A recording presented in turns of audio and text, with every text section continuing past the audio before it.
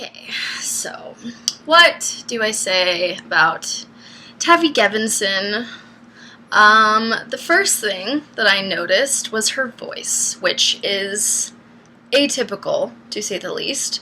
She somehow manages to sound like a 50-year-old college professor from, like, some area of New York mixed with a nerdy 12-year-old. The first time I ever knew or heard of Tavi Gevinson, I was in New York City. I saw the play that she was in on Broadway, This Is Our Youth. I was familiar with the two lead actors, the two other lead actors, Michael Cera and Kieran Culkin.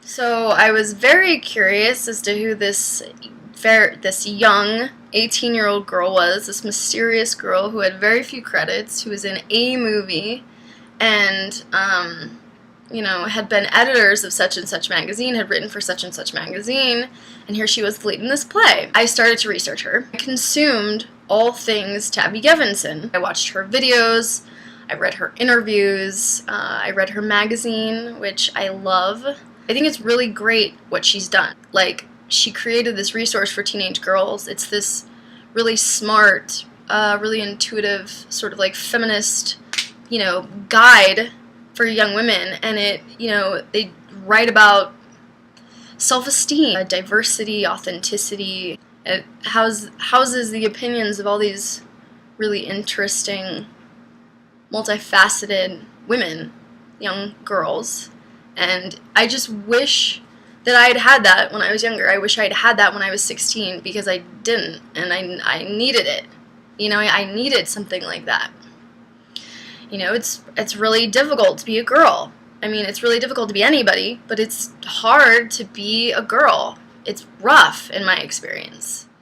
I think I was also really just amazed at the forthright of someone who is so young and who knows herself so well and is so confident and comfortable being kind of different, which for most young people, it's important that they fit in, it's important that they belong, and because of that, they aren't really true to themselves. Like, I didn't really know who I was until I was 18, and that's when I started to kind of figure it out, but it took me a long time to get there. So to see this young person who is so comfortable standing out and who really has command of her influences and her opinions and is not afraid to go put herself out there. It was just really, really awesome.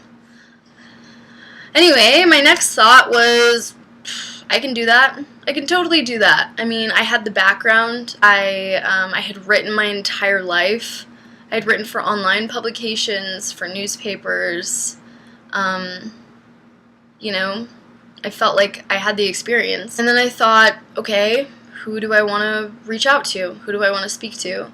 And it was very obvious from the beginning that it would be my generation. Younger people, and older people too. I mean, I think it's a general consensus that it's a flawed world that we live in, and wouldn't it be the thing to talk to people and to build a community and engage people and try and do something that actually might change something? It's only our 4th issue, so we're definitely still finding our voice. I hope that we strike a tone that is fun and not pretentious and smart and progressive.